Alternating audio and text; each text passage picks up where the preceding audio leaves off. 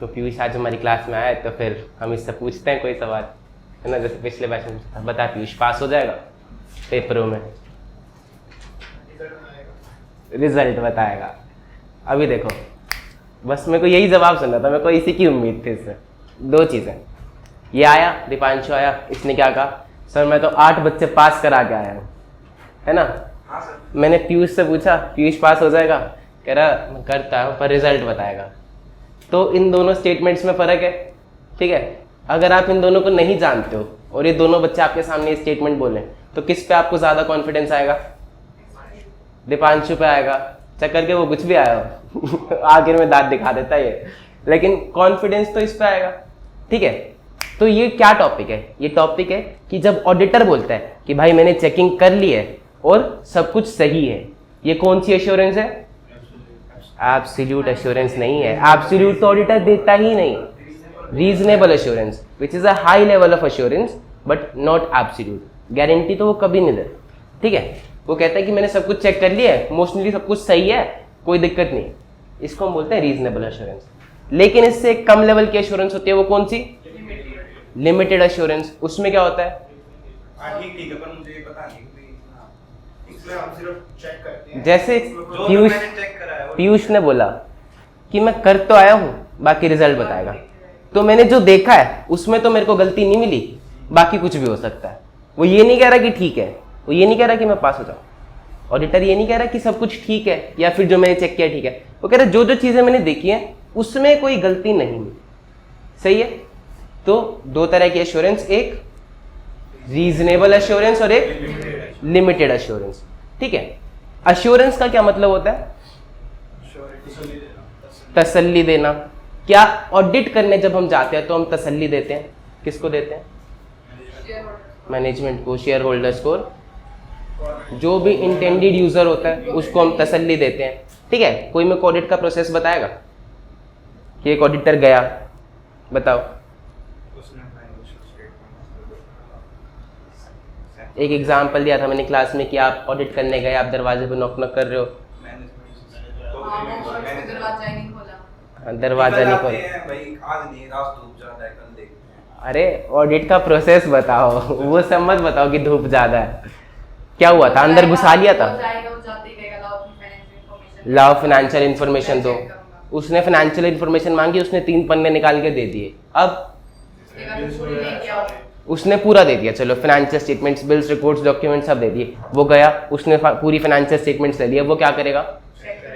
Check करेगा। क्या check करेगा? इंफॉर्मेशन, बिल्स जो है वो बैलेंस शीट पेंडल में है या नहीं है। और क्या देखेगा कि बैलेंस शीट पेंडल कैसे बनी होनी चाहिए? शेड्यूल 3 के हिसाब से, AFRF के हिसाब से। तो AFRF, शेड्यूल 3 अकाउंटिंग स्टैंडर्ड, ये क्या होते हैं? ये होते हैं बेंचमार्क।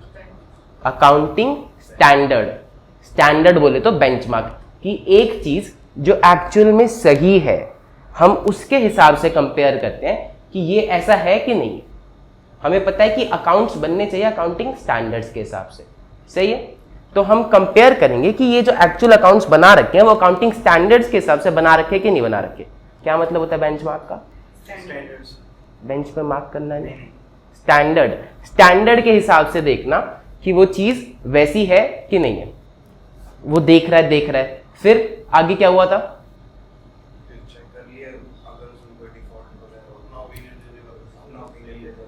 वो अपना ओपिनियन दे देगा, ठीक है। उसने ओपिनियन दिया कि भाई फाइनेंशियल स्टेटमेंट में गड़बड़ी है। मैनेजमेंट कह रही है साहब ठीक है, अब आप ऑडिटर हो, आपकी मर्जी, आप जैसा ठीक समझें। आप अपनी रिपोर्ट लिख के चले गए, आप घर गए, मैनेजमेंट रात भर बैठी, मैनेजमेंट ने अकाउंट्स ठीक करे, और अगले दिन मैनेजमेंट टीवी पे आके कह रही है ये देखो कुछ नहीं करना आता इस ऑडिटर को, कहाँ गलती है दिखा दो। हम ओपन चैलेंज कर रहे हैं, तो क्या होगा? तो उसके पास वो डॉक्यूमेंट्स भी तो रखता है ना, एविडेंस लेता है, वो हर एक चीज को डॉक्यूमेंट करता है। वो उसने जो जो बिल्स देखे वो बिल्स की एक कॉपी अपने पास भी रखेगा, एविडेंस लेगा, तब जाके वो कह पाएगा कि भैया ये गलत है। जो बिल्स उसको गलत मिले उसकी एक कॉपी वो अपने पास रखेगा, ताकि कल को कोई ऑडिटर पे उंगली उठाए तो वो बता सके कि भैया देखो यही था जो मैंने चेक किया है, इन्होंने गलत कर रखा था, उसका सबूत मेरे पास है। एविडेंस इकट्ठा करेगा, ठीक है। चलो मैनेजमेंट तो सही थी, ऑडिटर दीपांशु जी गए हमारे, इन्होंने चेकिंग, खुश हो जाता मेरा नाम आता ना, दीपांशु जी गए हमारे, इन्होंने चेकिंग करी, ठीक है, सब कुछ सही सही बता दिया इन्होंने, जाके चेकिंग वेकिंग नहीं करी थी, फ़ोन चला रहे थे, और उन्होंने कहा रिपोर्ट लिख के देता हूँ, कौन ही मेरा काम आके चेक कर रहा है, इनने रिपोर्ट लिख के दी, शेयर होल्डर सारे खुश, उन्होंने पैसे डाले, कल को सारे पैसे डूब गए, मैनेजमेंट फ्रॉड करके भाग गई। अब क्या होगा? दीपांशु जी कहेंगे, इससे पूछेंगे एविडेंस दे, इस लोगों ने इससे पूछा कि तुम तो कह रहे थे सब ठीक है, कह रहा मैं ऐसा कब कह रहा था, क्या ऐसा बोल पाएगा? क्यों नहीं बोल पाएगा? इसने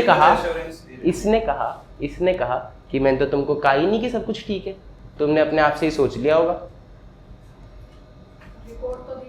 रिपोर्ट दी होगी, रिटर्न रिपोर्ट चाहिए होती है, ऐसे बोल के पलट नहीं सकता ऑडिटर बाद में कि कल को पलट जाए, तो शेयर होल्डर्स क्या करते हैं? रिपोर्ट लेते हैं।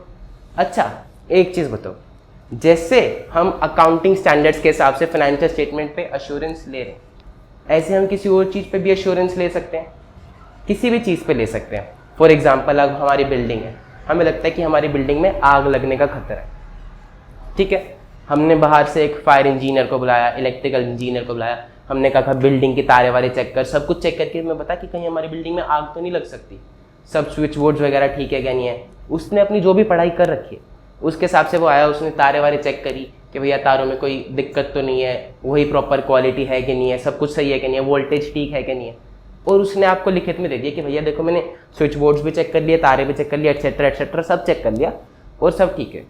तो क्या इससे आपको तसल्ली मिली तसल्ली? तो क्या हम इसको बोल सकते हैं कि ये एक अश्योरेंस एंगेजमेंट है? तो क्या जरूरी है कि एक सीए ही अश्योरेंस देगा? कोई भी अपनी फील्ड का एक्सपर्ट आपको अश्योरेंस दे सकता है, सही है। देखो अश्योरेंस एंगेजमेंट का मतलब होता है तसल्ली देना। हम इतने देर से पढ़ रहे हैं ऑडिट के बारे में, तो ऑडिट भी एक टाइप ऑफ अश्योरेंस एंगेजमेंट, बात समझ में आ रही है? एक बारी पेज नंबर पे आओ, पेज नंबर 8।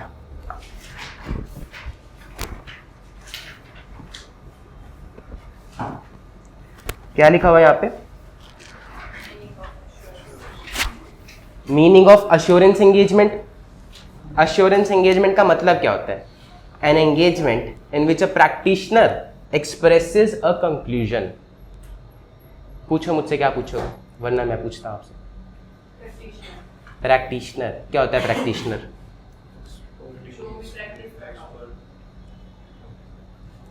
देखो, प्रैक्टिशनर शब्द वैसे तो आया है प्रैक्टिस जो सीए करता है ना, वहां से कि जो बंदा प्रैक्टिस करता है उसको हम बोलते हैं प्रैक्टिशनर। हम यहाँ पर सीएस की बात कर रहे हैं तो इसलिए बुक में प्रैक्टिशनर लिखा हुआ है, लेकिन प्रैक्टिशनर का मतलब कोई भी वो बंदा जो अपनी फील्ड में एक्सपर्ट है, जो उसके काम को जानता है, प्रैक्टिस कर रहा है उसके बारे में, ठीक है। An engagement in which a practitioner expresses a conclusion designed to enhance the degree of confidence. वो कंक्लूजन क्यों देता है? ताकि डिग्री ऑफ कॉन्फिडेंस बढ़े of the intended users other than the responsible party. इसका मतलब जिनको भी उस स्टेटमेंट के बेसिस पे कुछ डिसीजन लेना है, जिनको भी फर्क पड़ता है, और रिस्पॉन्सिबल पार्टी मतलब यानी कि जिसने भी वो चीज बनाई है, जिसने भी फाइनेंशियल स्टेटमेंट्स बनाई है, बेसिकली मैनेजमेंट, ठीक है। तो मैनेजमेंट का तो कॉन्फिडेंस नहीं बढ़ाएगी, मैनेजमेंट ने तो चीज बनाई ही है, मैनेजमेंट तो कहेगी ठीक है। शेयर होल्डर्स का कॉन्फिडेंस बढ़ रहा है मैनेजमेंट के ऊपर, सही है। About the outcome of the evaluation of a subject matter against criteria. Outcome of the evaluation of subject matter against criteria. नीचे फोटो दिख रही है, फोटो देखें एक बारी। देखो एक है बीच में सुंदर सा ऑडिटर, साइड में शेयर होल्डर और उसके साइड में अंबानी जी। तो शेयर होल्डर ने ऑडिटर को अपॉइंट किया कि अंबानी जी का ऑडिट करो, सही है।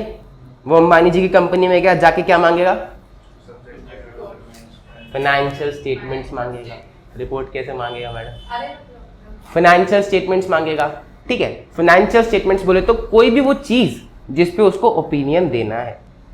हम यहाँ पर अश्योरेंस एंगेजमेंट की बात कर रहे हैं, तो सिर्फ फाइनेंशियल स्टेटमेंट्स नहीं होती, और भी कोई चीज हो सकती है जिस पे वो अश्योरेंस देना चाहे।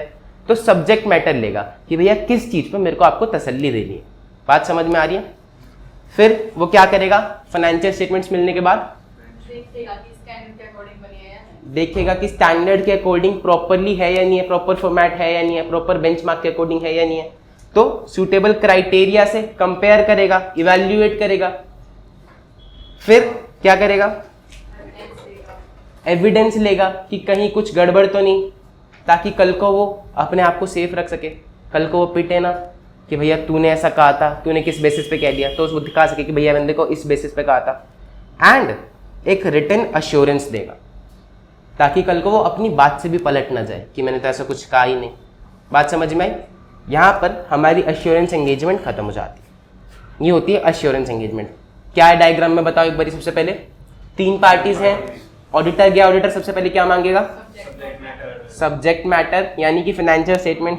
सब्जेक्ट मैटर मांगने के बाद वो क्या करेगा, बेंचमार्क कंपेयर करेगा, ठीक है। कंपेयर करने के बाद क्या इकट्ठा करेगा, एविडेंस इकट्ठा करेगा, और आखिर में रिपोर्ट दे देगा। समझ में आ रही चीजें, याद हो रही हैं?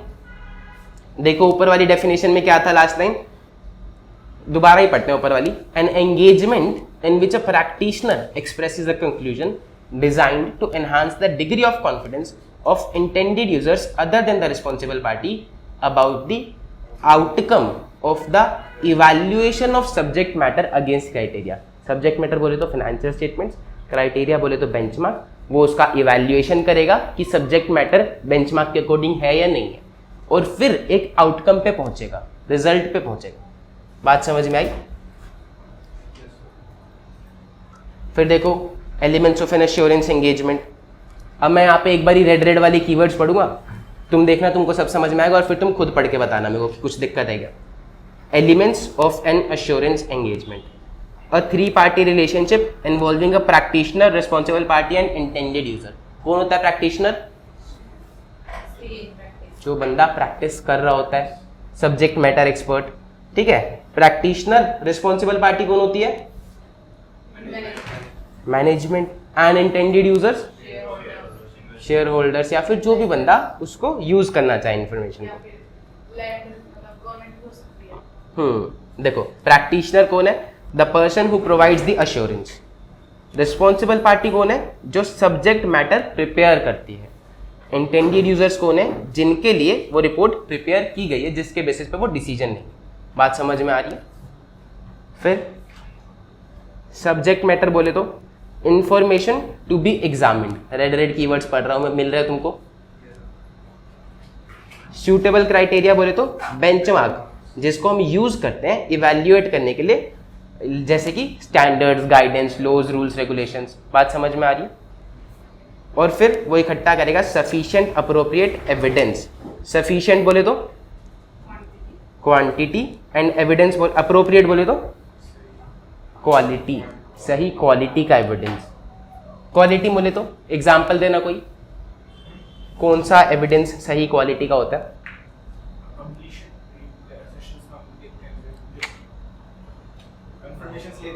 कंफर्मेशन लेते हैं थर्ड पार्टी से। देखो अच्छा तुम खुद ही बताओ, हम 2 एविडेंस ले रहे हैं। एक तो हम मैनेजमेंट से पूछ रहे हैं कि भैया तूने इसके 5 लाख रुपए देने हैं क्या, और एक हम थर्ड पार्टी से पूछ रहे हैं कि मैनेजमेंट ने आपके 5 ही लाख रुपए देने हैं क्या। उसने कंफर्म करके बताया कि हाँ 5 ही लाख देने हैं, और यहाँ पर मैनेजमेंट बोल दिया आपको कि 5 लाख देने हैं। तो किस पे आप ज़्यादा रिलाई करोगे? थर्ड पार्टी पे। क्यों? क्योंकि हमने जिसको पैसे देने हैं हमने उससे पूछ लिया। दूसरी बात, मैनेजमेंट तो फ्रॉड करना चाहिए, मैनिपुलेशन करना चाहिए। थर्ड पार्टी को क्या ही मतलब है मैनिपुलेशन करने से? उसको तो जितने पैसे लेने होंगे उसने बता दिया, सही है। तो थर्ड पार्टी वाला सोर्स ज़्यादा रिलायबल होता है, ज़्यादा अच्छी क्वालिटी का होता है, ऑर्गेनाइजेशन के बाहर का सोर्स, तो उसको हम बोलते हैं appropriate type of audit evidence. बात समझ में आ रही है? और लास्ट में वो देगा एक written assurance report in appropriate form. जिस तरह से फाइनेंशियल स्टेटमेंट्स बनाने का एक तरीका होता है, शेड्यूल 3 होता है, उसी तरह से हम रिपोर्ट बनाने का भी एक तरीका होता है। एक अप्रोप्रिएट फॉर्म में रिपोर्ट प्रेजेंट करी जाती है, ऐसे नहीं कि लिख के दे दिया हाँ जी सब ठीक है, सही है। अब पढ़ो इसको एक बारी।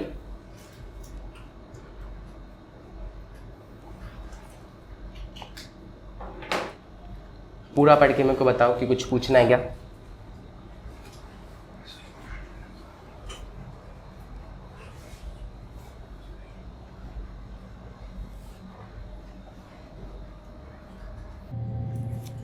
सुनो सुनो, वीडियो पसंद आ रही है, मज़ा आ रहा है ऑडिट पढ़ने में, अच्छी लग रही है कहानी, तो यार एक तो वीडियो को लाइक कर देना, चैनल को सब्सक्राइब कर देना और एक प्यारा सा कमेंट मेरे को कर देना प्लीज़। मुझे बहुत ही मज़ा आता है तुम्हारे कमेंट्स पढ़ने में, और फिर मैं बोर हो जाता हूँ जब मेरे को नए कमेंट्स नहीं मिलते ना, तो कमेंट कर देना, मेरे को देखना है तुम्हारा कमेंट, ठीक है। और अगर तुमको नहीं समझ में आ रहा क्या कमेंट करना, तो कुछ भी कर दो, इमोजी ही डाल दो, दांत फाड़ने वाले, लाल दिल, पीला दिल, नीला दिल, कुछ भी जो तुम्हारा मन करे, लेकिन कमेंट कर देना, ठीक है। चलो देखते हैं आगे।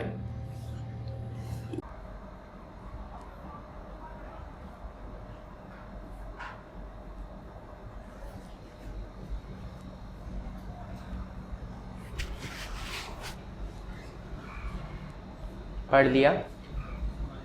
कुछ पूछना? मैं पूछूं? बताओ, आप चेक करने गए ऑडिटर बन के, आपने बिल्स मंगा लिए, रिकॉर्ड्स बना लिए, फाइनेंशियल स्टेटमेंट्स भी मंगा ली, अब आप कैसे कैसे क्या क्या चीज़ें चेक करोगे?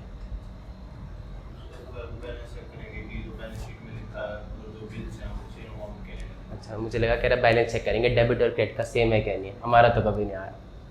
चलो, बिल्स में और बैलेंस शीट में जो जो अमाउंट लिखा है वो सेम है क्या नहीं है, वो हम चेक करेंगे, लेजर्स देखेंगे, फिर और क्या करेंगे? स्टैंडर्ड्स के हिसाब से जैसे प्रेजेंट होना चाहिए था वैसे है क्या नहीं है, और क्या देखोगे? इन्वेंट्री बढ़ी है क्या नहीं बढ़ी है? मैनेजमेंट के जो डिसीजंस हैं उनको देखेंगे कि क्या कहीं कोई मेथड चेंज कर रहे हैं या मैनेजमेंट ने कहीं कोई अकाउंटिंग पॉलिसी चेंज करी है तो उसका डिस्क्लोजर दिया है क्या नहीं दिया? 11th क्लास में 12th क्लास में आप लोग पढ़ते थे, सम सॉल्व करते थे, अकाउंट्स बनाते थे, तो आपके टीचर चेक करते थे, क्या चेक करते थे? कि अमाउंट सही है या नहीं है, सही से बताया है। एक क्वेश्चन होता था, उसमें 10 एडजस्टमेंट होती। अब आपके टीचर देखते थे कि सारी एडजस्टमेंट आपने करी है कि नहीं करी है। पहली बात, कोई भी एडजस्टमेंट नहीं छूटी होनी चाहिए, छूटी होती थी तो नंबर कट जाते थे। फिर क्या देखते थे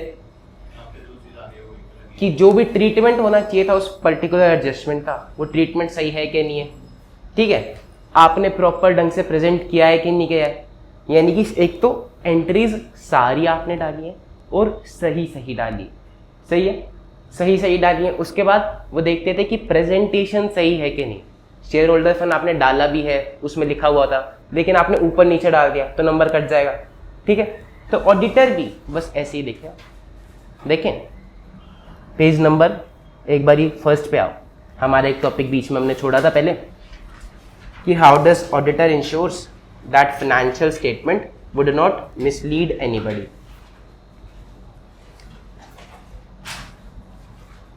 देखो नीचे चार्ट बना हुआ है, उसमें लिखा हुआ है कि ऑडिटर देखेगा कि स्टेटमेंट ऑफ अकाउंट प्रेजेंट करती है एक ट्रू एंड फेयर व्यू और नहीं, सही है।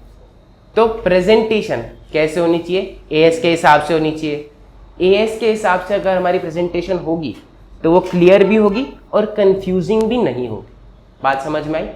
आप सबको पता है कि एक तरह की प्रेजेंटेशन है तो आप उसमें कंफ्यूज नहीं होते। वही अगर लोग ऊपर नीचे लिख देंगे चीज़ों को तो आप कंफ्यूज होने लगोगे, आपको समझ में नहीं आएगी सही से, आपके डिसीजंस गलत हो सकते हैं, सही है। Statement of account presents a true and fair picture. Presents में बोले तो कैसे प्रेजेंटेशन होनी चाहिए?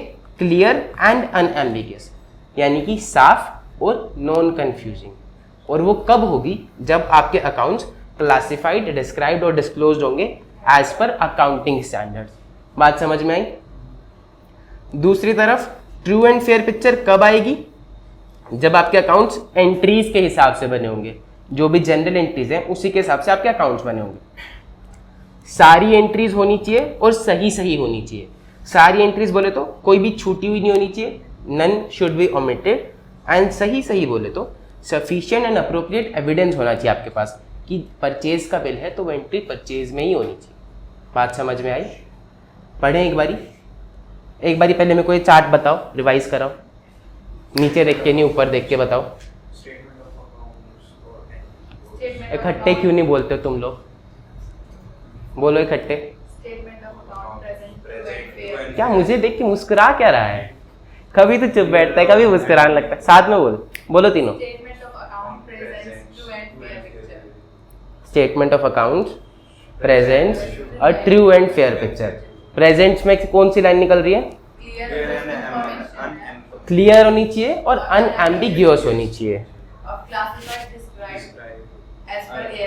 क्लियर और अनएम्बिगस कब होगी? जब वो क्लासिफाइड, डिस्क्राइब्ड एंड डिस्क्लोज होगी एज पर एएस। ठीक है।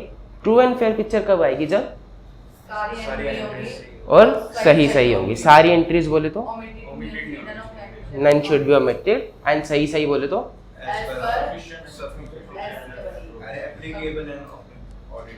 सफिशिएंट अप्रोप्रिएट ऑडिट एविडेंस होना चाहिए। सफिशिएंट अप्रोप्रिएट ऑडिट एविडेंस यानी कि प्रॉपर बिल्स होने चाहिए। बात समझ में? ऑडिट एविडेंस यानी कि बिल्स जो हम लेते हैं कि जो भी पहले बिल कटता है वहां से एंट्री शुरू होती है, तो हमारे पास प्रॉपर बिल्स होने चाहिए, सफिशिएंट अप्रोप्रिएट ऑडिट एविडेंस होनी चाहिए। बोलो सर, बोलोगे नहीं तो याद नहीं होगा। यही दुख है जीवन में सर, याद नहीं हो रहा, बोल भी नहीं रहो।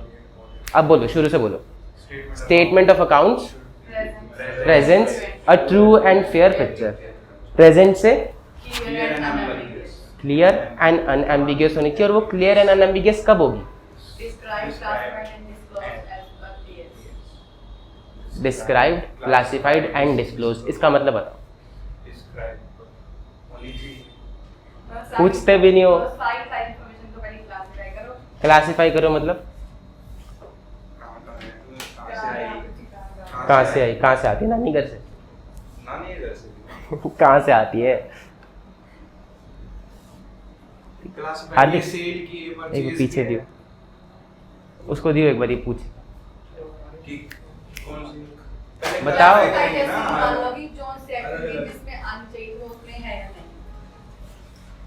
अच्छे से बताओ। जिसमें आनी चाहिए थी मतलब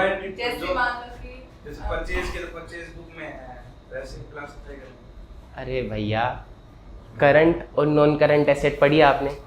तो एसेट प्रॉपरली क्लासिफाइड है क्या नहीं है, करंट में या नॉन करंट में? क्लासिफिकेशन का मतलब समझ में आ गया? और बताओ, डिस्क्लोज का मतलब बताओ। डिस्क्लोजर दे रखा या नहीं दे रखा, मान लो उन्होंने कोई पॉलिसी ऑप्ट कर रखी है तो उसका डिस्क्लोजर है या नहीं है। हाँ, प्रॉपर डिस्क्लोजर दे रखा है क्या नहीं दे रखा। और डिस्क्राइब्ड का मतलब होता है लिखना। ठीक है। Described, classified and disclose as per AS होगी तो वो इंफॉर्मेशन क्लियर एंड अनएम्बिगियस होगी। ट्रू एंड फेयर पिक्चर कब आएगी? आप भी बोल रहे फिर खाली बैठे क्या करो? जब सारी एंट्रीज होंगी और सही होंगी। सारी एंट्रीज बोले तो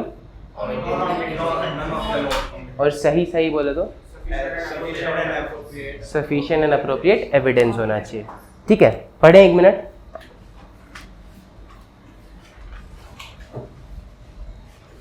How does auditor ensures that financial statement would not mislead anybody? By satisfying himself that accounts have been drawn up with reference to entries. Accounts जो है वो entries के हिसाब से ही बने हैं। Entries are adequately supported by sufficient and appropriate audit evidence. Entries के साथ proper bills हैं, सभी bills हैं, sufficient and appropriate audit evidences हैं। None of the entries has been omitted. कोई भी entry छूटी नहीं है, यानी कि सारी entries हैं। इंफॉर्मेशन जो कन्वे की गई है वो क्लियर भी है और अनएम्बिगियस भी है।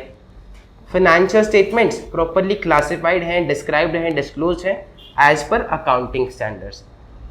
And the statement of accounts presents a true and fair picture of the operational results and assets and liabilities. Operational results बोले तो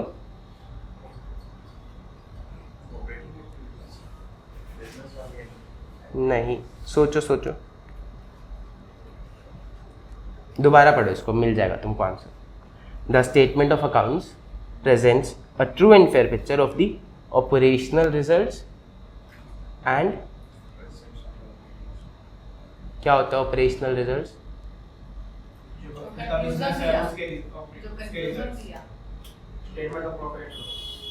प्रॉफिट एंड लॉस। यानी कंपनी किसके लिए काम करती है? पैसा कमाने के लिए, प्रॉफिट के लिए। तो कंपनी के ऑपरेशंस जो चले उसका रिजल्ट क्या रहा, प्रॉफिट रहा, लॉस रहा, तो उसका क्लियर पिक्चर दिखा रही है कंपनी के, नहीं दिखा रही?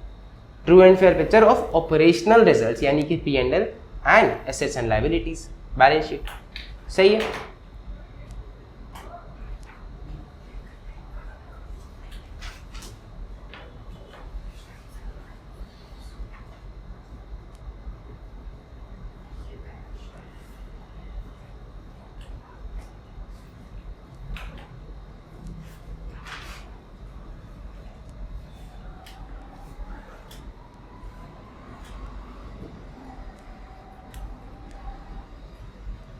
पढ़ लो एक बारी, फिर आगे बढ़ते हैं।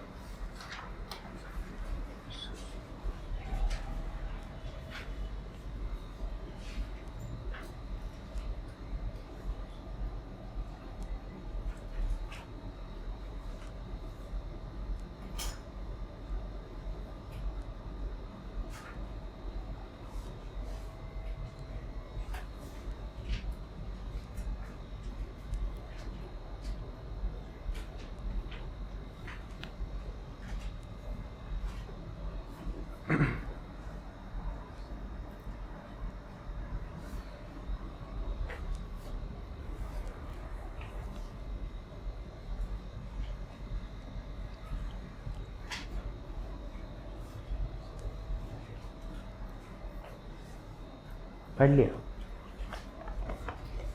बढ़े आगे। अच्छा बताओ, कहानी शुरू क्यों थी? ऑडिट आया क्यों था एग्जिस्टेंस में? फ्रॉड किया था और नहीं, भाग तो गया ही था, और उससे हुआ क्या था? ट्रस्ट इश्यूज आ गए थे, ट्रस्ट इश्यूज आ गए थे मार्केट में लोगों को। अब एक बात बताओ, हमने निकाला ऑडिट, दीपांशु आया, कह रहा चलो अब तो जनता को ट्रस्ट हो ही रहा है, अब पैसे लिए जाएं थोड़े। तो ये आया, स्टूल रखा, इसने कहा कि मेरे को भी पैसे चाहिए, मैं भी बड़ी कंपनी बनाऊंगा, एटसेट्रा एटसेट्रा, भाषण दिया, लोगों ने इसको पैसे दिए।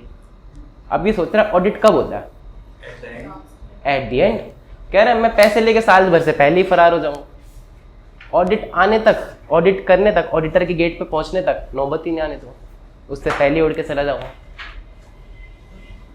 कह रहा आइडिया तो सही है सर, नहीं सर, सोच रहा हूँ सोचो, कि ऐसा हो सकता है, मैं बना रहा हूँ सर। बनाओ फिर, पैसे बताओ सर, आप बताओ एक बार में थोड़ी ना होगा, क्या, सारे पैसे एक बार में थोड़ी ना आएंगे। क्यों, कितने बारी में आते हैं? पहले कुछ थोड़े थोड़े करके आएंगे। 10 लोग पहले इंस्पायर हुए, किस- 10 लोगों की वजह से 20 लोग, 20 से 100 हो गए। आईपीओ में पैसे वैसे नहीं लगाते क्या तुम लोग? नहीं सर, मैंने कभी भी नहीं करा। तुम्हारे दोस्त लोग भी नहीं लगाते हैं? लगाते, एक दोस्त लगाया था, उसने मोला 2000 रुपये कमाए, अगले दिन 1200 का लॉस हो गया। कल की बात सर, आईपीओ 1900 पता नहीं किसमें लगाया, शेयर में लगाया। अरे वो डाउन चल रहा है।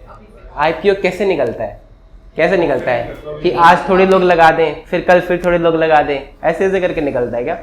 स्टार्टिंग में I don't know, sir।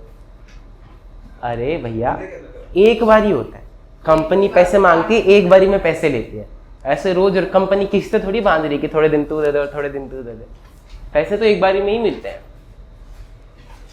अब बताओ कि दीपांशु जी ने सोचा कि पैसे ले लिए मैंने और मैं साल खत्म होने से पहले उड़ के चले जाता हूँ, तो ट्रस्ट इश्यूज कैसे सॉल्व होंगे लोगों के? बीच में एक बार और टाइम टू टाइम करा लो ऑडिट, पर जब तक तो फाइनेंशियल स्टेटमेंट्स ही नहीं बनी, जितनी बनी उतनी की करवा दो। जितने रोटेरी में एंट्री Periodic financial statement। वहीं बिठा लें ऑडिटर को कि एक कुर्सी तेरी डालते हैं, एक कुर्सी अपने डालते हैं, तो देखता जा हम करते जाएंगे। बताओ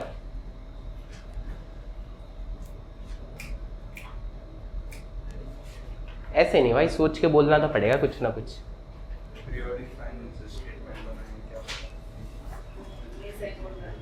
मतलब क्या होता है पीरियोडिक फाइनेंशियल स्टेटमेंट का? पीरियड, पर्टिकुलर पीरियड, मतलब 4 months का बना दें। क्वार्टर का नाम सुना आपने? क्वार्टर भी बना लो। क्वार्टर क्या कह रहे हैं? क्वार्टर किंगफिशर वाला क्वार्टर नहीं, हाँ ये क्वार्टरली फाइनेंशियल स्टेटमेंट्स की बात कर रहे हैं कि 3-3 महीने होते हैं, तो हम क्वार्टरली दिखा सकते हैं ऑडिटर को कि भैया देखो इतनी फाइनेंशियल स्टेटमेंट्स बन गई, तो आप इतनी देख लो, ताकि वो साथ साथ देखता रहे, कहीं वो साल खत्म होने से पहले ही बंदा ना चले जाए। बात समझ में आ रही? तो ऐसे करा लें क्या? अब देखो फाइनेंशियल स्टेटमेंट्स बन रही है, बनाई कंपनी ने दी, आप ऑडिट करने गए, आपने एक गलती ढूंढी, आप मैनेजमेंट के पास गए कि मैनेजमेंट देखो तुमने 10 लाख के परचेज के बिल डाल नहीं रखे इसमें। मैनेजमेंट के लिए लाओ सर अभी डाल देते हैं, मैं डाल ही रहा था, आप इतनी जल्दी आ गए। फिर आप गए सेल के बिल लेके कि 15 लाख के सेल के बिल नहीं डाल रखे तुमने, वो कह रहा सर मैं डाल ही रहा था बस, आप इतनी जल्दी आ गए। तो कैसे करोगे ऑडिट? ऐसे तो आप तंग हो जाओगे, आप जो गलती निकाल रहे हो। तो जब भी हम ऑडिट करने जाते हैं हम पहले उनसे साइन कराते हैं कि तूने सब डाल लिया ना, बाद में मत कहिए कि मैं डाल ही रहा था। तो साइन करके दे कि फाइनेंशियल स्टेटमेंट्स कंप्लीट हो चुकी। बात समझ में आए? उसके बाद हम ऑडिट करना शुरू करते हैं। लेकिन अगर हम बीच में कराएं, क्वार्टरली कराएं, तब तक तो फाइनेंशियल स्टेटमेंट्स कंप्लीट ही नहीं हुई। तब आधी एंट्री डली होंगी, आधी नहीं डली होंगी। आप कह रहे हो कि सर देखो इसका बिल नहीं आया, आपने एंट्री डाल रखी है। कह रहा सर वो पार्टी ने थोड़ा डिले कर दिया, अभी आ जाएगा 2-4 दिनों में बिल, 15 दिन में आ जाएगा, और क्या होगा, आता रहता है ऐसे, कभी कभी डिले हो जाता है। तो आप क्या बोल पाओगे as an auditor? Financial statements audit करने गए आप एंड में, तब तो आपने साइन करा लिया कि भैया पूरी हो चुकी है, तब तो आप बोल सकते हो कि बिल क्यों नहीं है, तूने एंट्री डाल रखी है, गलती है। अब कैसे बोलोगे बीच में? तो एक डिस्क्लोजर दे देंगे क्या, और क्या? सोचो।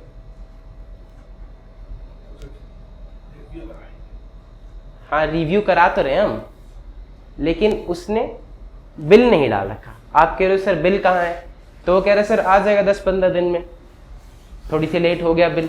आप कह रहे हो ये बिल है, इसकी एंट्री नहीं डाली। कह रहा सर अकाउंटिंग छुट्टी पे था, अभी डाल देगा, 2-4 दिन में आएगा। तो आप ऑडिट कर ही नहीं पा रहे, आप रिव्यू कर ही नहीं पा रहे, तो अब क्या करोगे? क्या गजब का दिमाग नहीं लगाया, नहीं करेंगे।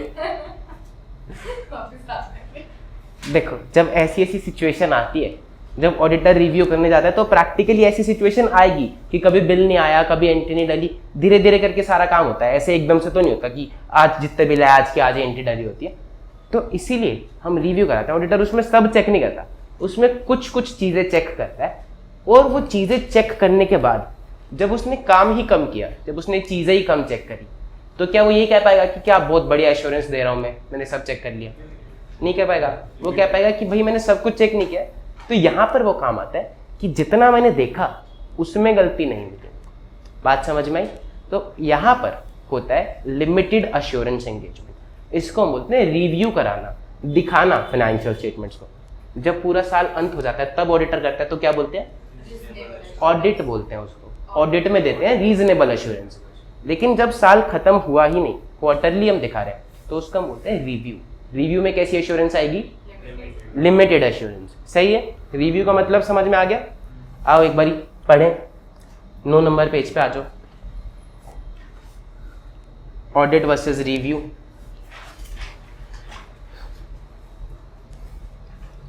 ऑडिट में तो आप पूरी डिटेल चेकिंग करोगे, क्योंकि फाइनेंशियल स्टेटमेंट्स पूरे बन चुके होंगे, बिल सारे आ चुके होंगे, एंट्री सारी डल चुकी होंगी। रिव्यू में क्या इतनी डिटेल चेकिंग कर पाओगे क्या आप? क्योंकि आधी चीजें फैली होंगी, आधे एविडेंस आपको मिलेंगे नहीं। तो कुछ कुछ चीजें चेकिंग कर पाओगे, पर पूरी डिटेल में नहीं कर पाओगे, कम प्रोसीजर्स लगाने पड़ेंगे। ठीक है? Audit versus review. Audit is a reasonable assurance engagement.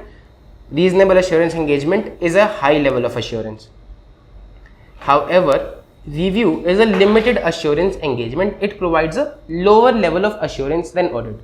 Audit से कम assurance मिलती है आपको review. बात समझ में आ रही है?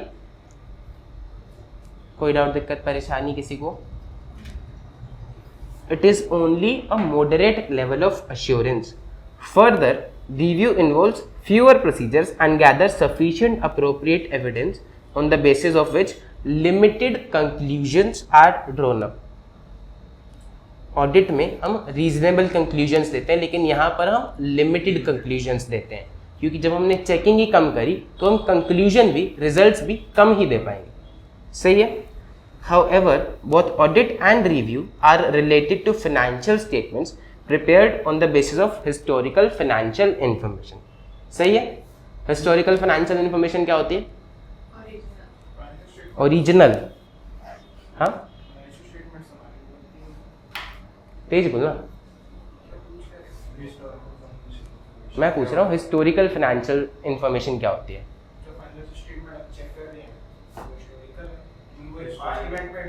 हिस्टोरिकल का मतलब क्या होता है? हिस्ट्री, पुराना, पास्ट इवेंट. तो फाइनेंशियल स्टेटमेंट कब बनती है? साल भर. ऑडिट कब आता है? एंड में, साल के एंड में. तो जब वो 31 मार्च को आया तो उसके लिए आज तक की फाइनेंशियल स्टेटमेंट एक पास्ट इवेंट हो गया, तो उसको हम बोलते हैं historical financial information. Past history वाली फाइनेंशियल इंफॉर्मेशन। सही है, हिस्ट्री वाली तो फाइनेंशियल इंफॉर्मेशन तो सर हिस्ट्री वाली ही होगी, फ्यूचर वाली कैसे होगी? कि हम एक क्रिस्टल बॉल लाएंगे और उसमें देखेंगे कि आवरा कडावरा गिली गिली छू बता कल क्या होगा, बताओ। पास्ट इवेंट की ही होगी हिस्टोरिकल फाइनेंशियल इंफॉर्मेशन, लेकिन फ्यूचर की भी हो सकती है क्या? देखिए आपने कभी नहीं देखी? अगले साल की अब कैसे बना देंगे? क्या पता कोरोना आ जाए? क्या पता कोरोना आ जाए। शार्क टैंक देखा शार्क टैंक? क्या देखा उसमें? इन्वेस्टर्स आते हैं, अपने पिच करते हैं। वो आते हैं, पिच करते हैं, वो बताते हैं सर मैंने इस साल 10 करोड़ की सेल कर लिया है और साल के अंत तक मैं इतनी कर लूँगा। तो वो क्या है? वो है एस्टिमेट बना रहा है फ्यूचर का, है तो वो भी फाइनेंशियल इंफॉर्मेशन ही। बात समझ में आ रही है? तो एक होती है हिस्टोरिकल फाइनेंशियल इंफॉर्मेशन और एक होती है प्रोस्पेक्टिव फाइनेंशियल इंफॉर्मेशन, कि हम ये करने का अनुमान रखते हैं, ये करने वाले हैं। बात समझ में आ रही? तो प्रोस्पेक्टिव फाइनेंशियल इंफॉर्मेशन भी यूज होती है। अब हिस्टोरिकल में भी दो तरह की, एक जो ऑडिट के लिए यूज होती है यानी कि पूरे साल भर की, और एक जो रिव्यू के लिए यूज होती है यानी कि कम पीरियड की, क्वार्टरली या फिर 6 मंथली या फिर 2 मंथ्स की, डिपेंडिंग अपॉन कितनी आप कराना चाहते हो। समझ में आ रही? तो कितनी तरह की फाइनेंशियल इंफॉर्मेशन हुई? 2 तरह की। कौन सी? हिस्टोरिकल और पर्सपेक्टिव। ठीक है? हाँ जी मैडम, बनती है। आप बैंक से लोन लेने जाओगे, बैंक आपसे पूछेगा नहीं कि आप किस बेसिस पे 10 लाख का लोन मांग रहे हो। आप कहोगे कि मेरी सेल आज इतनी है, मैं एक्सपेक्ट करती हूँ कि आगे इतनी हो जाएगी। मेरी सेल आज इतनी है, मैं एक्सपेक्ट कर रही हूँ कि आगे इतनी हो जाएगी। बैंक कहेगा 10 लाख का लोन क्यों चाहिए आपको और आपकी सेल आगे बढ़ेगी कैसे? तो मैडम कहेगी कि ये जो आपसे लोन ले रही हूँ इसकी मैं मशीनरी खरीदूंगी, इसका मैं एक और कैफे खोलूंगी जिससे कि मेरी सेल्स बढ़ेगी, है ना? सेल्स बढ़ेगी तो इस बेसिस पे मैं कह रही हूँ कि मेरी सेल्स 20-25% बढ़ जाएगी। 3 साल कैफे बनने में लग जाएंगे या फिर 3 साल सेटअप करने में लग जाएंगे बिजनेस को, उसके बाद से मेरे पास कैश आना शुरू होगा तो मैं आपकी रीपेमेंट कर दूंगा। तो बैंक कहेगा ये मेरा फॉर्मेट है, इसमें फाइनेंशियल इंफॉर्मेशन बना के लाओ। तो आप उसमें भरोगे कि भैया 3 साल बाद मैं इतनी सेल्स एक्सपेक्ट करती हूँ, इतने हिसाब से मैं आपका इंटरेस्ट भी दे पाऊंगी और प्रिंसिपल भी दे पाऊंगी। सही? या फिर कंपनीज को, इन्वेस्टर्स को, स्टार्टअप्स को पिच करना होता है कि भैया आप हमारे में इन्वेस्ट करो। स्टार्टअप तो होता ही क्या है, छोटा सा होता है, उसने अब तक थोड़ा सा काम किया होता है लेकिन आगे पोटेंशियल होता है उसमें, तो वो पोटेंशियल के बेसिस पे पिच करता है।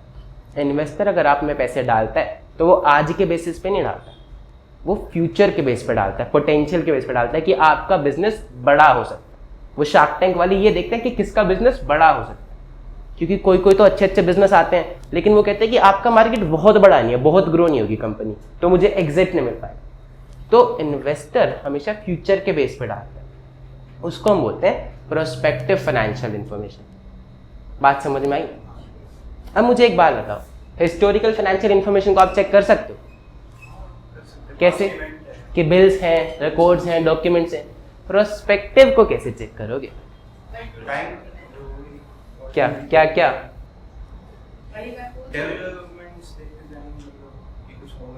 कैसे चेक नहीं कर सकते? कर सकते। कैसे कर सकते? काम हो रहा है या नहीं हो रहा है?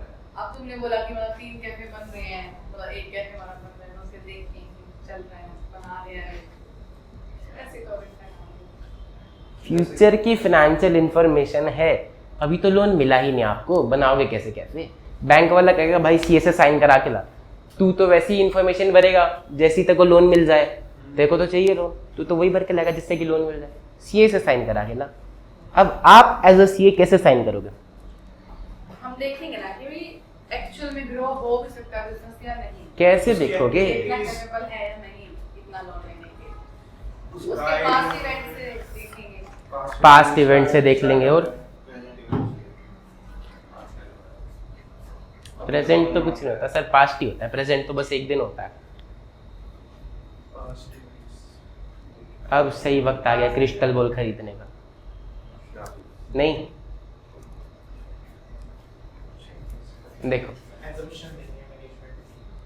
हाँ, हम फाइनेंशियल स्टेटमेंट्स नहीं देख सकते, आप बैंक को ये नहीं कह सकते कि ऐसा होगा ही होगा। आप ये कह सकते हो कि भैया इसने जिस भी अजम्पशंस के बेसिस पे डेटा लिखा है वो सही है कि नहीं, वो रीजनेबल है कि नहीं। यानी कि आज तक आप 10-10% से ग्रो होते आ रहे थे तो मैक्सिमम 15-20% डाल देगा। अगर उसने डाल दिया 500% कि हम कंपनी को ग्रो करेंगे 500% से, आप पूछोगे कि नहीं पूछोगे कैसे करोगे? पूछोगे आप उससे वगैरह सब हम बहुत मेहनत करेंगे, पत्थर तोड़ेंगे, सब करेंगे, पर कर लेंगे। तो ये क्या रीजनेबल रीज़न सही है? लेकिन वो कह रहे हैं नहीं सब 15-20% से कर लेंगे क्योंकि इन्वेस्टमेंट भी मिलेगी, मशीनरी खरीदेंगे तो थोड़ा सा कस्टमर बढ़ जाएंगे, हम एडवर्टाइजमेंट कराएंगे, कस्टमर बढ़ जाएंगे। तो क्या ये जस्टिफिकेशन रीजनेबल है? ठीक है, तो आप देखोगे कि मैनेजमेंट ने जो अजम्पशंस ली है फाइनेंशियल इंफॉर्मेशन को बनाने में वो सही है, रीजनेबल है या नहीं। तो अब आप कौन सी एश्योरेंस दे पाओगे? लिमिटेड दे पाओगे? हाई लेवल, मॉडरेट, कौन सी वाली? Low level. ये लड़का इसे का नाम डुबाएगा लो लेवल की एश्योरेंस देके। सीसीए बन के कह रहा है कि अपना अपना देख लो, मुझको नहीं समझ में आ रहा। रीजनेबल कौन सी होती है? High level of assurance. सबसे ऊपर तो क्या एब्सोल्यूट, वो रीजनेबल होती है high level of assurance. Moderate होती है lower level of assurance as compare to reasonable. तो कौन सी दोगे? बेचारे का बिजनेस होता है हमारे ये भी बात नहीं।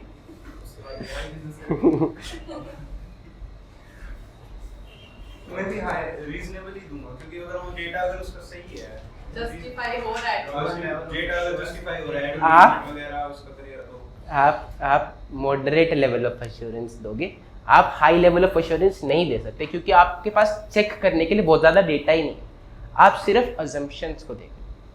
तो आप मॉडरेट लेवल ऑफ एश्योरेंस दोगे, यानी कि ठीक ठीक लेवल ऑफ एश्योरेंस दोगे। आप उसको सिर्फ ये बोल रहे हो कि मैंने ये देखा है कि अजम्पशंस कहीं अनरीजनेबल तो नहीं है, और आप लोअर लेवल ऑफ एश्योरेंस तो कभी भी नहीं दे सकते सीए बनने के बाद। हाँ, in comparison to reasonable lower level of होती है मॉडरेट, लेकिन हम उसको मॉडरेट लेवल ऑफ एश्योरेंस बोलते हैं। बात समझ में आई कि आप कौन सी एश्योरेंस दोगे? Moderate level of assurance. क्यों दोगे मॉडरेट? क्योंकि आपके पास बहुत ज़्यादा चेक करने के लिए कुछ है नहीं, आप बेस नहीं कर सकते, आपके पास फैक्ट्स नहीं है, अजम्पशंस पे चलो। सही है?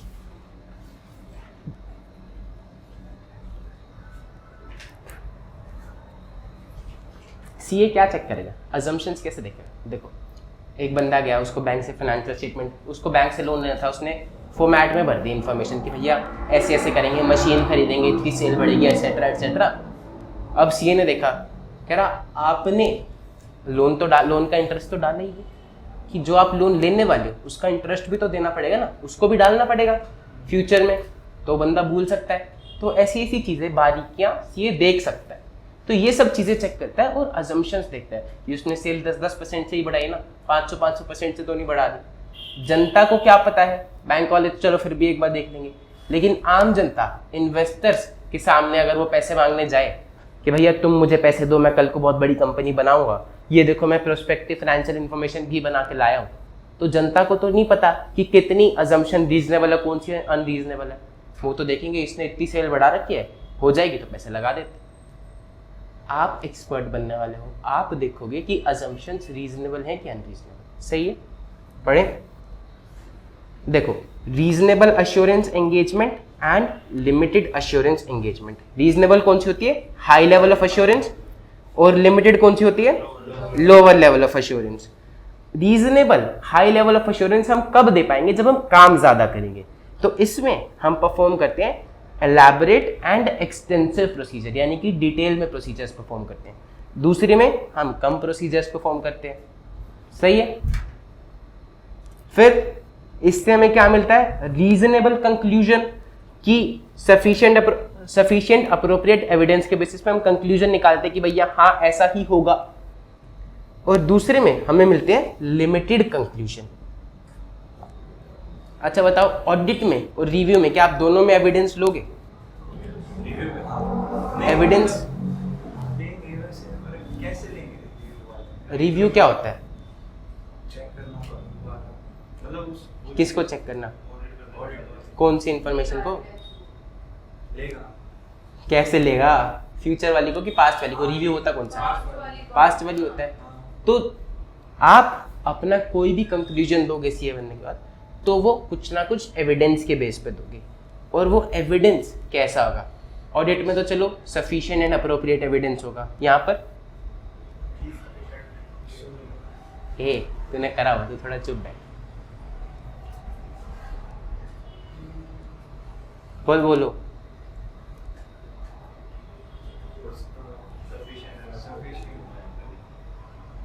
देखो, एविडेंस आप जब भी लोगे, आप पूरा एविडेंस लोगे। अगर आप अपनी कोई भी बात कहोगे तो एक प्रॉपर एविडेंस के बेस पर कहोगे।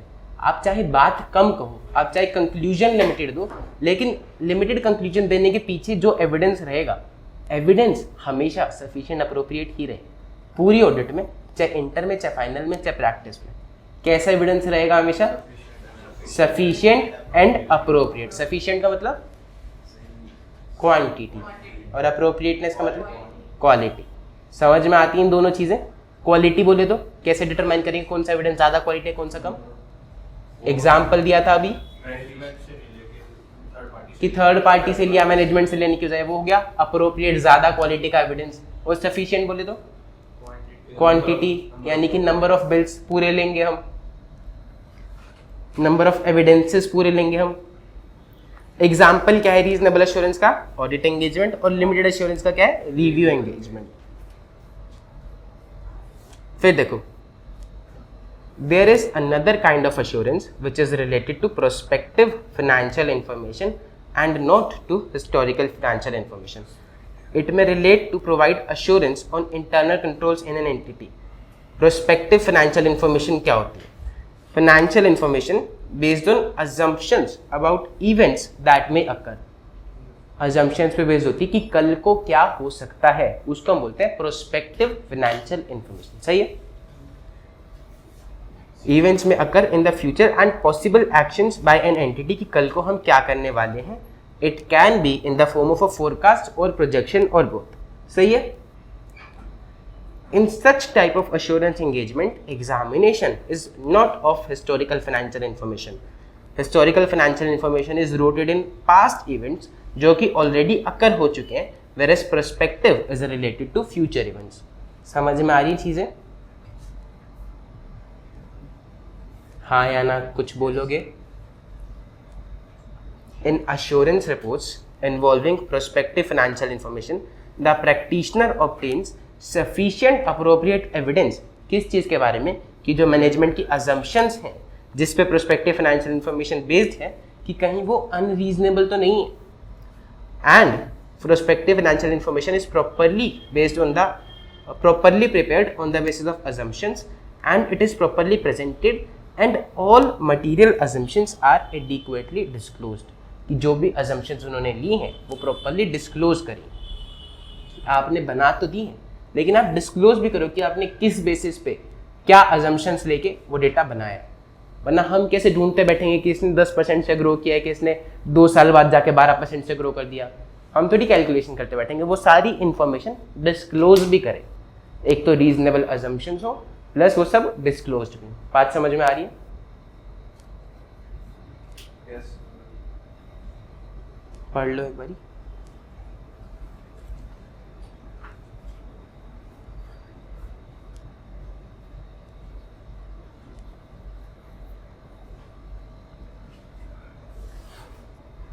देखो आगे की 2 लाइनर पढ़ो।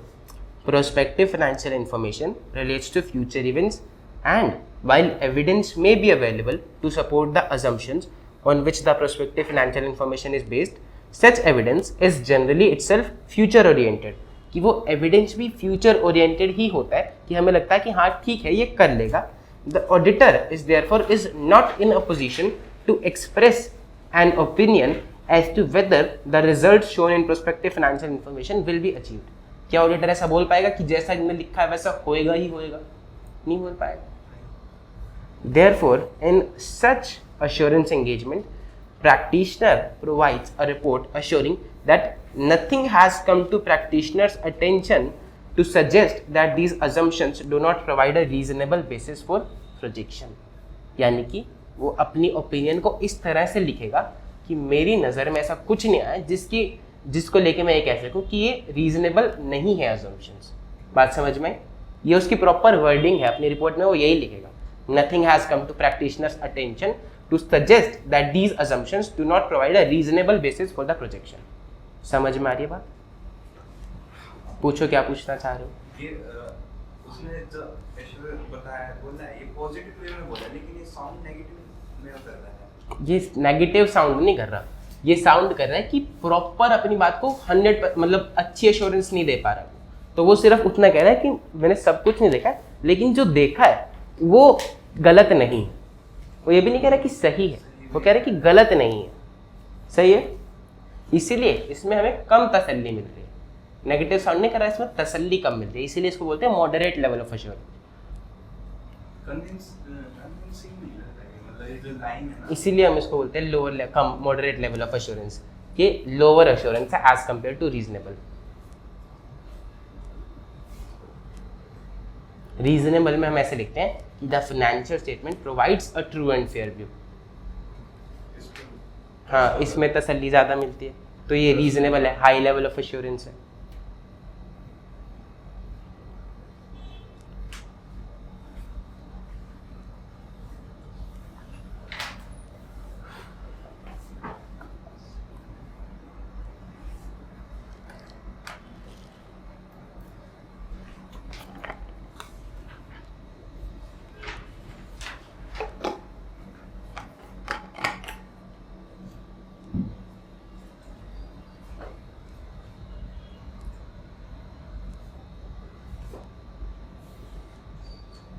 पढ़ लिया मैडम जी आपने?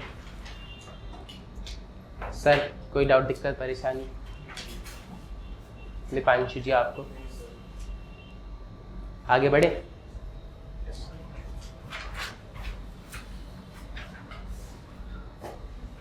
कहानी पे आए वापिस। पेड़ के नीचे लोग बैठे थे, उन्होंने सॉल्यूशन निकाला कि ऑडिट कराई जाए, उससे ट्रस्ट बढ़ जाएगा, तो अंबानी जी खुश, शेयर होल्डर खुश, सब खुश, ठीक है। अब छोटे अंबानी जी के एक बड़े भाई भी हैं, मुकेश अंबानी, उनको लगा कि यार अगर छोटा भाई ऑडिट कराएगा तो उसकी कंपनी पर लोग ज़्यादा भरोसा करेंगे, मेरी कंपनी कहीं पीछे ना रह जाए, तो मुझे कुछ ऐसा करना पड़ेगा जिससे कि मैं सबसे ज़्यादा एश्योरेंस दे सकूँ लोगों को, सबसे ज़्यादा भरोसा लोगों को मेरी फाइनेंशियल स्टेटमेंट्स दो। तो वो क्या कराए? ऑडिट करा ले, लेकिन ऑडिट तो सभी करा रहे हैं, क्या कराए? क्या कराए? बोल ले। नहीं, हाँ, क्या कराए? ऑडिटर से फाइनेंशियल्स बनवाएगा, चार्टर्ड अकाउंटेंट से। आप बताओ सर बनाया जब किसी से चेक तो ऑडिटर करेगा ही बाद में। हाँ, CA चेक तो बनाया, ऑडिटर बनाया। तो वैसे भी इंडिपेंडेंट बॉडी है, उससे बनवा पड़ सकती है। अच्छा चलो रुक, सेम बंदे से थोड़ी बनवा। मैं बोल रुक जा। अंबानी जी ने सोचा कि मुझे ज़्यादा तसल्ली देनी है, बल्कि पिछले बैच में एक बच्चे ने ज़्यादा अच्छा जवाब दिया था, उसने कहा रिव्यू कराए कि ऑडिट के साथ साथ रिव्यू भी करा ले, दोनों चीज़ें करा ले। तो चलो रिव्यू भी करा लिया, और ज़्यादा तसल्ली कैसे दें?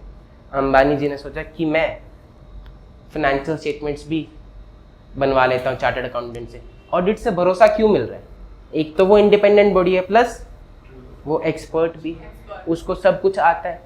तो सोच रहे हैं कि अगर मैं एक्सपर्ट बंदे से ही बनवा लूँ और वही चेक कर दे तो लोगों को ज़्यादा भरोसा हो जाएगा। तो मैडम कह रही हैं कि ऑडिटर से ही चेक थोड़ी करा सकते हैं, वो तो इंडिपेंडेंट बॉडी, ऑडिटर से ही बनवा थोड़ी सकते हैं, है ना? बताओ सर, बनवा लें क्या ऑडिटर से? बनवा सकते हैं। कैसे बनवा? कैसे बनवा नहीं सकते? अलग बंदे से बनवा लें। अलग होना चाहिए, वैसे बनवा सकते हैं। उसको तो अपॉइंट ही कर लेंगे, तो फाइनेंशियल स्टेटमेंट बना। अच्छा, अंबानी जी जा रहे थे गुरुजी के पास पूछने की क्या समस्या का सोल्यूशन है, कैसे ज़्यादा बढ़ाओ। तो बीच में सीए ने उसको पकड़ लिया, कह रहा अंबानी जी इधर आओ, बार बार गुरुजी के पास मत जाओ, आप एक काम करो, मैं बनाता हूँ ना आपकी फाइनेंशियल स्टेटमेंट, आपको क्या दिक्कत है, मैं बना के दूंगा। अंबानी जी कह रहे ऐसे कैसे बना देगा, तू ऑडिट नहीं कराया? कह रहा आप चिंता मत करो, आपको पता ही नहीं क्या आपके पास सुपर पावर है। क्या सुपर पावर है? पैसा। पैसा होता है। कह रहे तू पैसा फेंक के मार ना मेरे मुंह पे, मैं गिरे हुए पैसे भी उठाता है, तू मार तो सही, मैं बनाऊंगा फाइनेंशियल स्टेटमेंट्स। अंबानी जी कह रहे कैसे बनाएगा, कह रहे कोई नहीं, मेरा एक दोस्त है वो बना दे। सीए से बनवानी है ना, एक्सपर्ट से बनानी है, तो सेम बंदा नहीं बना सकता, लेकिन दूसरा सीए तो बना ही सकता है, ठीक है। अब एक बात बताओ, हमने पढ़े ऑडिटिंग में होते हैं स्टैंडर्ड्स ऑन ऑडिटिंग, ताकि आप कल को जाके कुछ भी करके ना हो, इंस्टीट्यूट का नाम ना डूबे। तो ऑडिटर अगर सीए अगर अकाउंट्स बनाएगा तो किसके हिसाब से बनाएगा, अकाउंटिंग स्टैंडर्ड्स के हिसाब से बनाएगा। अब अंबानी जी कह रहे हैं कि भाई तुम टैक्स वैक्स का भी देख लो, क्या सीए देखता है क्या टैक्स का काम, टैक्स प्लानिंग कराता है, टैक्स की कैलकुलेशन सही से कराता है, रिटर्न भरता है, सब करता है। तो अब आईसीआई के सामने एक नई समस्या खड़ी हुई कि भाई ये तो सब कुछ करने लगे हैं, ये रिव्यू भी करने लगे हैं, ये ऑडिट भी करने लगे हैं, ये अलग अलग तरह की सर्विसेज भी दे रहे हैं, ये प्रोस्पेक्टिव फाइनेंशियल इन्फॉर्मेशन पे भी अश्योरेंस दे रहे हैं। तो ऐसे कोई ना कोई कुछ भी करेगा अपनी मर्जी से, क्योंकि सबके लिए तो हमने स्टैंडर्ड्स बना नहीं रखे, तो दिक्कत हो जाएगी कल को फिर नाम आईसीआई का आएगा किसी ने कुछ गलत कर दिया तो आईसीआई ने बैठ के सबके ऊपर स्टैंडर्ड्स बना दी। हमने अब तक कौन से स्टैंडर्ड्स पढ़े हुए हैं, ऑडिटिंग स्टैंडर्ड्स, अकाउंट्स में पढ़े अकाउंटिंग स्टैंडर्ड्स।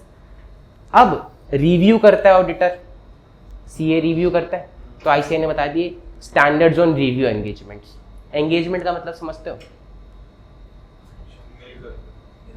क्या क्या क्या क्या, एंगेजमेंट, एश्योरेंस, अंगूठी वाली, दो जने मिलकर करते हैं, ट्रस्ट। हाँ, एंगेजमेंट जब करते हैं दो जने तो 7 जन्मों के कसम वादे खाते हैं, पक्का वाला प्रॉमिस करते हैं, ठीक है। कौन सी उंगली होती है, वो ये वाली होती है कि ये वाली होती है, जो सी भी होती है, नहीं मेरे को पता नहीं है क्या क्या बोल रहा है, बोला करना, बोलता क्यों नहीं है। अच्छा चलो, एंगेजमेंट में 2 लोग आते हैं, कसम वादे खाते हैं, पक्के वादे करते हैं, तो आईसीआई कहते हैं कि तुमको भी क्लाइंट के साथ ऐसा ही पक्का वादा करना पड़ेगा कि तुम जो भी काम करोगे वो सही से करोगे। तो इसलिए इन्होंने इसका नाम भी एंगेजमेंट ही रख दिया, ऑडिट एंगेजमेंट, रिव्यू एंगेजमेंट। बात समझ में आई कि आप उसके साथ वादा कर रहे हो कि हम आपका ये काम करा के देंगे, इसको हम एंगेजमेंट ही बोलते हैं ऑडिट की भाषा में, समझ में आ रहा है। और अश्योरेंस एंगेजमेंट यानी कि किसी भी कोई भी ऐसी एंगेजमेंट जिसमें हम तसल्ली देने का काम कर रहे हैं। अब एक बात बताओ, अकाउंट्स बना रहा था सीए, तो उसमें क्या वो किसी को तसल्ली दे रहा है? वो तो बस खाली अकाउंट्स बना रहा है, टैक्स भर रहा है, रिटर्न्स भर रहा है, टैक्स सही से कैलकुलेट हुआ होगा क्योंकि एक्सपर्ट कर रहा है, लेकिन क्या उसने बोला कि मैं आपको तसल्ली दे रहा हूँ कि टैक्स सही से कैलकुलेट हो रहा है? नहीं बोला। लेकिन क्या ऑडिटर बोलता है कि मैं आपको बता रहा हूँ कि फाइनेंशियल स्टेटमेंट सही है? तो कुछ जगह तो ऑडिटर अश्योरेंस देता है, जैसे कि रिव्यू में, जैसे कि ऑडिट में, लेकिन बाकी जगह ऑडिटर अश्योरेंस नहीं देता है, सही है। तो उनको हम बोलते हैं, जैसे कि वो अपनी नॉलेज से रिलेटेड काम करते हैं तो उसको हम बोलते हैं रिलेटेड सर्विसेज, अकाउंट्स बनाना, टैक्स भरना, कोई भी और काम कराना, स्ट्रैटेजी बनाना। आपने एसएम पढ़ा है, स्ट्रैटेजिक मैनेजमेंट, उसमें आप पढ़ते हो कि भाई कंपनी कैसे ग्रो होती है, कैसे कंपनी को मैनेज करना चाहिए। तो अगर कोई ऑडिटर ऐसा काम करे, आपने एमबीबी का नाम सुना है, मैकिन्जी, बेन, बीसीजी, किसी ने? तो ये बहुत बड़ी बड़ी फर्म्स होती हैं। बिग फोर्स का नाम सुना आपने? थोड़ा थोड़ा नाम बिग फोर, उसके अंदर 4 आती है वो, बिग फोर यानी कि 4 बड़ी अकाउंटिंग फर्म्स हैं जो कि ऑडिटिंग, अकाउंटिंग, ये सारी सर्विसेज देखती हैं, टैक्स वगैरह। फिर एक और 3 बड़ी कंसल्टिंग फर्म्स हैं जो है मैकिन्जी, बेन, बीसीजी, जो कंसल्टिंग का काम करती हैं, जो ये कराती हैं। फॉर एग्जांपल अंबानी जी को अब नई कहाँ जाना चाहिए, कौन सी नई चीज़ में एंटर करना चाहिए, कौन सा बिजनेस खोलना चाहिए, कौन सा बिजनेस बंद कर देना चाहिए, चाइना में जाके कैसे एक्सपैंड करना चाहिए, किसी और देश में कैसे एक्सपैंड करना चाहिए, क्या पॉलिसी लानी चाहिए, तो ये सारी चीज़ें करती हैं बड़ी कंसल्टिंग फर्म्स। अभी बीसीजी बीएसएनएल का रिवाइवल प्लान शुरू कर रही है, सरकार बनवा रही है कि बीएसएनएल को वापस से कैसे ग्रो करें। क्या ये चीज़ें हम इतनी ज़्यादा सीखते हैं यहाँ पे? हम कम सीखते हैं, ये बिग 3 करते हैं, बिग 3 कंसल्टिंग फर्म्स हैं एमबीबी, ठीक है। तो सीएस करते हैं ये वाले काम भी, उनमें जाते हैं जो सीएस, इसको हम बोलते हैं अदर रिलेटेड सर्विस। जो भी सीए की नॉलेज से रिलेटेड है वो काम कराते हैं, उसको बोलते हैं रिलेटेड सर्विसेज। तो उसके लिए भी आईसीआई ने स्टैंडर्ड्स बनाए, स्टैंडर्ड्स ऑन रिलेटेड सर्विसेज। बात समझ में आई? कौन से हो गए? Standards on audit, auditing, standards on review engagement, standards on related services and standards on assurance engagement. ठीक है, बताओ स्टैंडर्ड्स ऑन ऑडिट और स्टैंडर्ड्स ऑन अश्योरेंस एंगेजमेंट अलग अलग क्यों है? Standards on auditing and standards on assurance engagement अलग अलग क्यों? क्या ऑडिट अश्योरेंस है, अश्योरेंस एंगेजमेंट है? क्या होता है अश्योरेंस एंगेजमेंट का मतलब? बोलना, तसल्ली देना सब। तसल्ली देना। क्या ऑडिट में हम सामने वाले को तसल्ली देते हैं?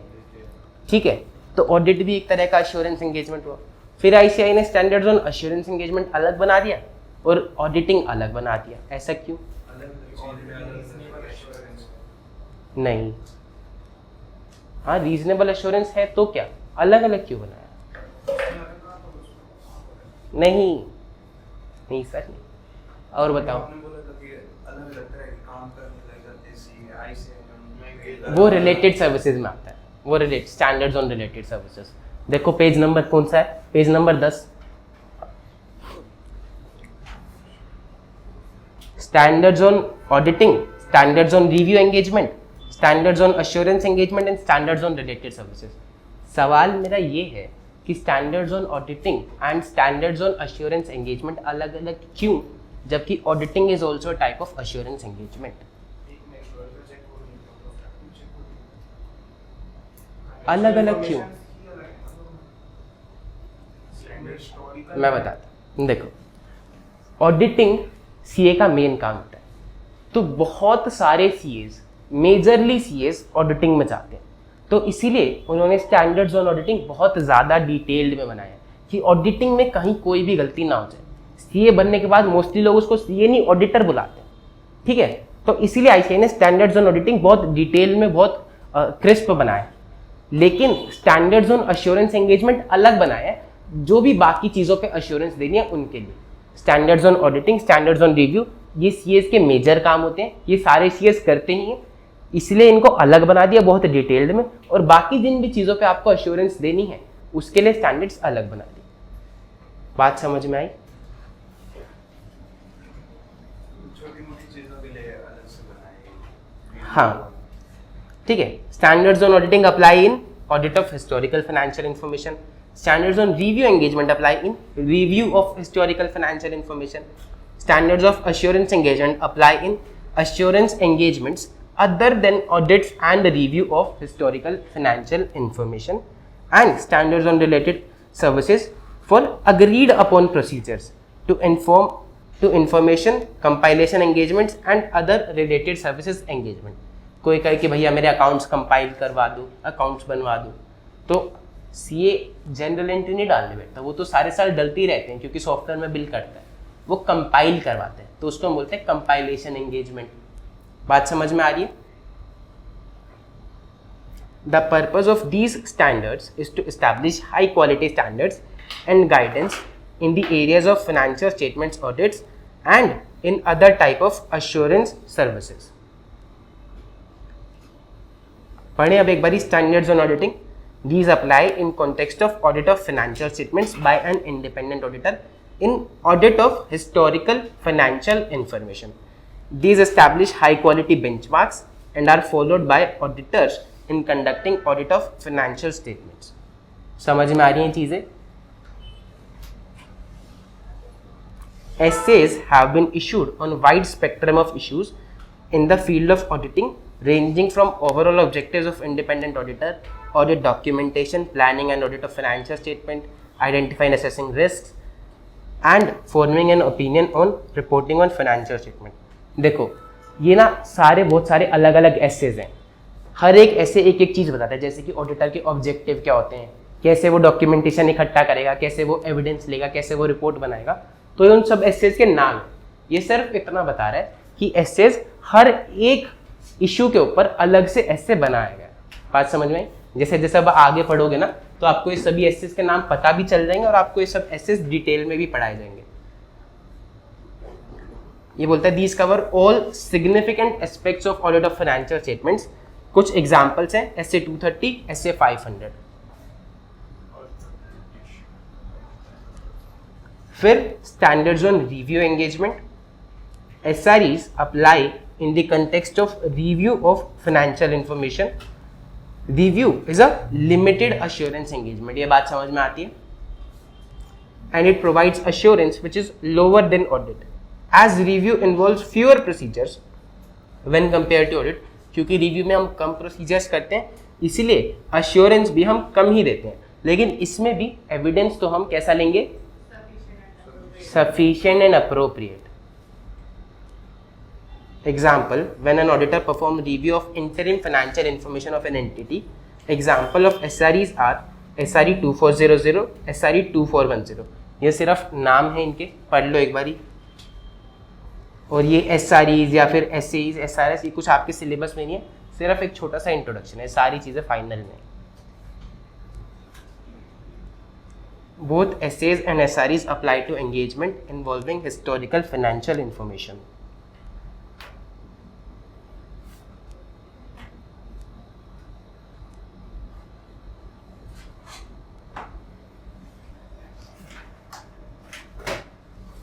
पढ़ो इसको और पढ़ के मेरे को बताओ कि यहाँ तक हो गया.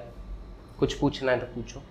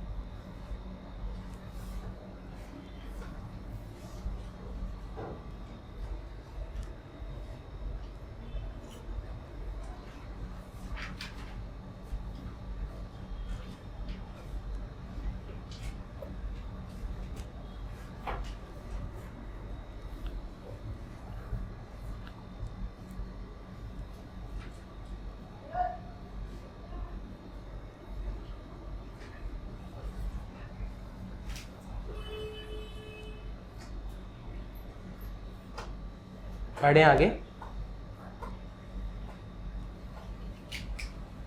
कुछ पूछना? पढ़े? नहीं, अभी नहीं पूछ रहा. Standard on assurance engagements. Standard on assurance engagement कहाँ लगते हैं?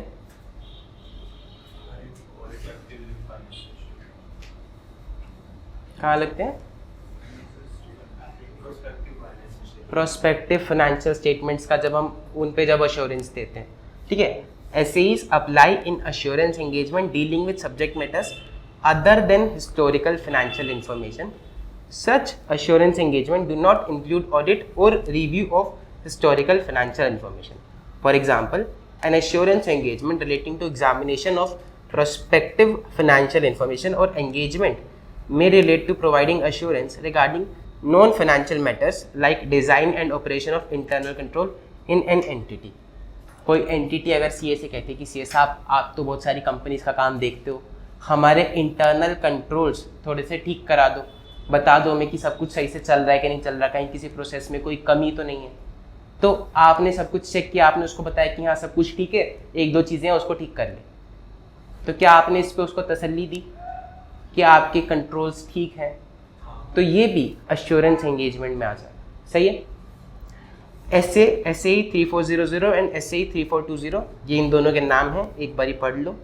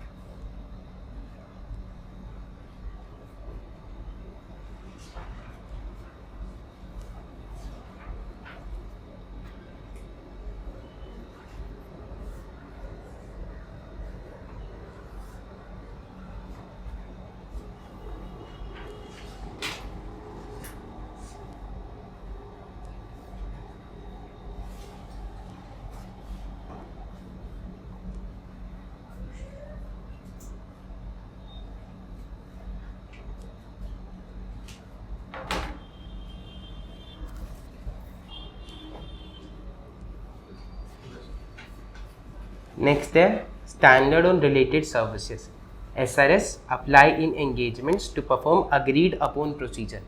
जो भी आप उनको बोलोगे, जो भी आप उसके साथ अग्री करोगे कि भाई तेरे को ये काम करना है, चाहे अकाउंट्स का कंपाइलेशन करना, चाहे इंटरनल कंट्रोल बनाना, चाहे स्ट्रैटेजी बनाना, चाहे कुछ भी, जो भी अग्री करोगे, चाहे टैक्स भरना, उसको उस पर अप्लाई होगा standard on related services to perform agreed upon procedures regarding financial information. For example, an engagement to perform certain procedures concerning individual item of financial data, जैसे कि अकाउंट्स पेबल, अकाउंट रिसीवेबल। आप उससे कुछ भी बोल सकते हो कि भैया मेरे डेटर्स का डेटा प्रॉपर से बनवा दे, डेटर्स का नहीं तो मेरा P&L पूरा बनवा दे, या P&L नहीं तो मेरा P&L बैलेंस शीट पूरी की पूरी फाइनेंशियल स्टेटमेंट्स बनवा दे। कुछ भी, जो भी आप उसके साथ अग्री करोगे उस पे लगेगा स्टैंडर्ड ऑन रिलेटेड सर्विसेज। सही है। अ फाइनेंशियल स्टेटमेंट जैसे कि बैलेंस शीट और even a complete set of financial statements.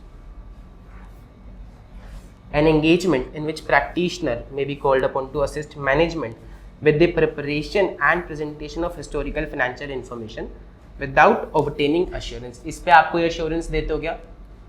आप सिर्फ बना के देते हो, अकाउंट्स, टैक्स, जो भी काम है वो करके देते हो, assurance नहीं देते हो। Such type of compilation engagements fall in the category of related services and practitioner issues a report clearly stating that it is not an assurance engagement। Practitioner साफ साफ बताता है कि ये अश्योरेंस एंगेजमेंट नहीं है, मैं आपको तसल्ली नहीं दे रहा हूँ, ये सिर्फ मैंने काम करके दिया है। सही है। And no opinion is being expressed, वो ये लिख के बताता है। These type of services are called as related services and standards have been issued to deal with practitioners responsibilities in this regard. फिर दो नाम है SRS के, SRS 4400 एंड 4410। इन सभी को all the above standards SAs, SREs, SAEs and SRS are collectively known as engagement standards. Engagement standards issued under the authority of council of ICI deals with the responsibilities of auditor and practitioner। समझ में आया?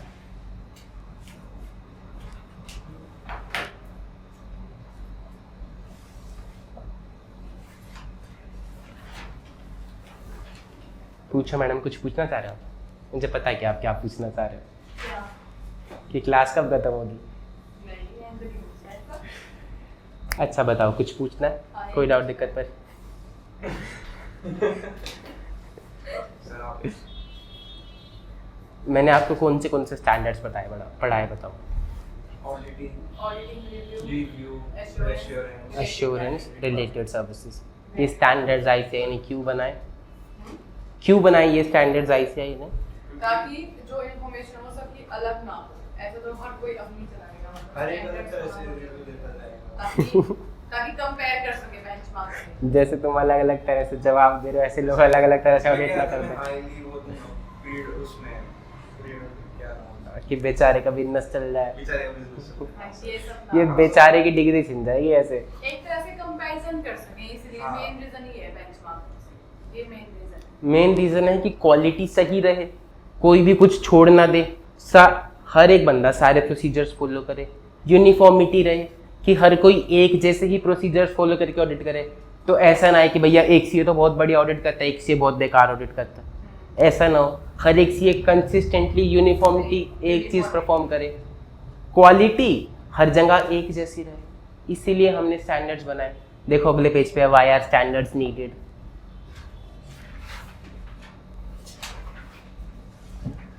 Standard ensures carrying out of audit against established benchmarks at par with global practices, ताकि global practices के हिसाब से हम काम कर सकें। स्टैंडर्ड से क्वालिटी इंप्रूव होती है फाइनेंशियल रिपोर्टिंग की, और यूजर्स को सही डिसीजंस फॉर्म करने में हेल्प मिलती है।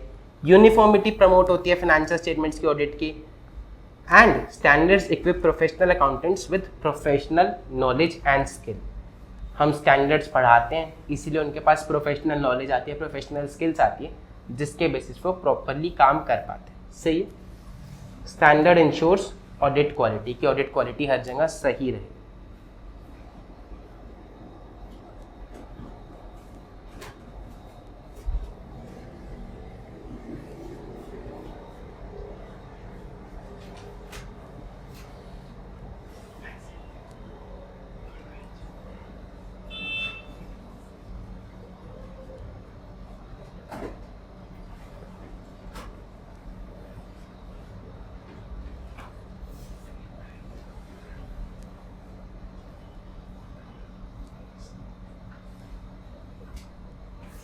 आज के लिए ऐसे एक point।